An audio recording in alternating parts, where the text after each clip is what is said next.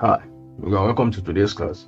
In today's class, we want to learn how to reduce fraction to its lowest term. So we'll be solving a couple of examples in order for us to understand how to reduce fraction to its lowest term. Let's dive into today's class. Examples.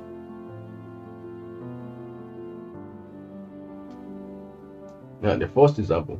Let's assume that you are given this question. You are given this fraction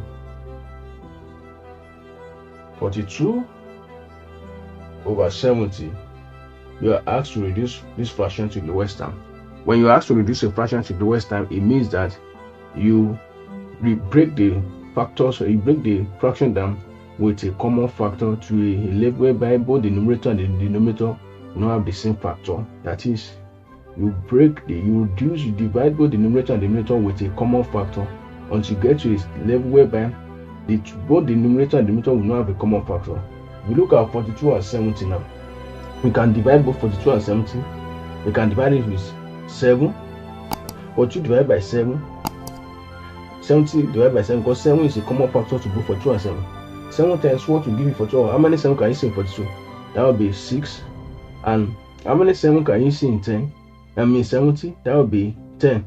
Now, if you look at 6 and 10, 6 and 10 are both having a common factor, which is 2. You can divide it with 2. You can divide with 2.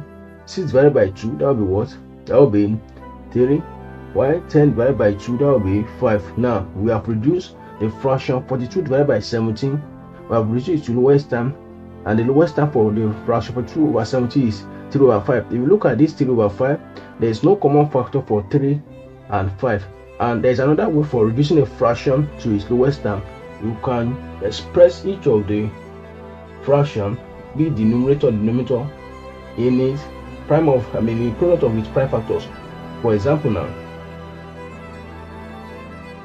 42 is 6 times 7. 42 is 6 times 7. 6 times 7 will give you 42. So instead of writing 6, I can write 2 times 3, which is 6, times 7. 2 times 3 is 6. 6 times 7 is what? Is 2 times 3 is 6. 6 times 7 is 42. And if you look at 70, 7 times 10 will give you 70. So I'm going to express that 7 times 10 in prime factors, plural of prime factors. So writing 10, I will say 2 times 5 times 7. No, 2 times 5 is 10, and 10 times 7 is what? Is 70. Now that I've expressed both the numerator and denominator in the product of their prime factors, I can now move on by breaking it down. 2 will cancel 2, and 7 will cancel 7. Can you see that we are left with 3 over 5? So when you are asked to reduce a fraction to its lowest terms, it simply means that you should divide both the numerator and denominator with a common factor to a level whereby there is no common factor for both the numerator and denominator.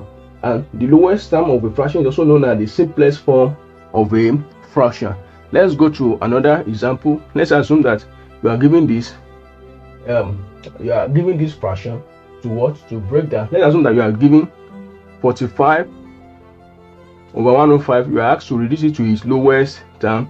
So you think of a number that can divide both the numerator and the denominator. That is a number that's a common factor to both 45 and 105. So I think 5. So 45 divided by 5 over 105 divided by 5. What is 45 divided by 5? That will be 9.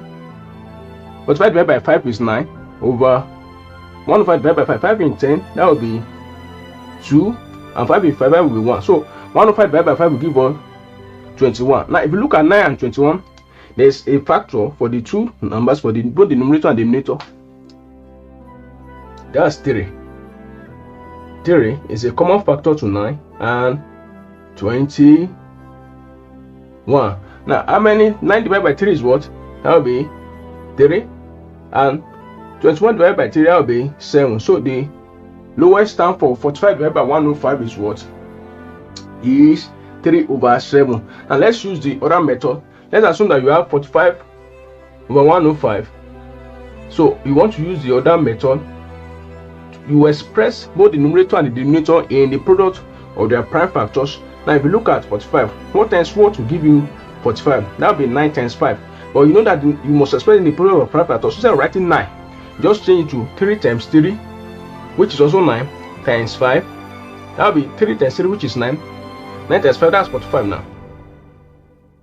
Now, if you look at 105, 105, 5 times 4, which two numbers that if you multiply 105 will give you 105. Which two numbers that if you multiply with each other will give 105? 21 times 5. 21 times 5 is 105. But instead of writing 21 times 5, I can just write like this. 3 times 7. 3 times 7 is 21, right? Times 5. 3 times 7, 21. 21 times 5, that's 105. So 3 will cancel 3. 5 will cancel 5. And you have 3 over 7. Can you see that we still have the same what? The same answer. That's why that we use different methods. Let's go to another example. Let's see, so that you can understand it very well. Now, let's assume that you are asked what?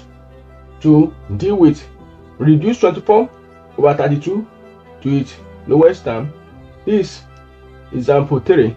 Now, you think of a number that is a factor of 24 and 32, that is a common factor for 24 and 32.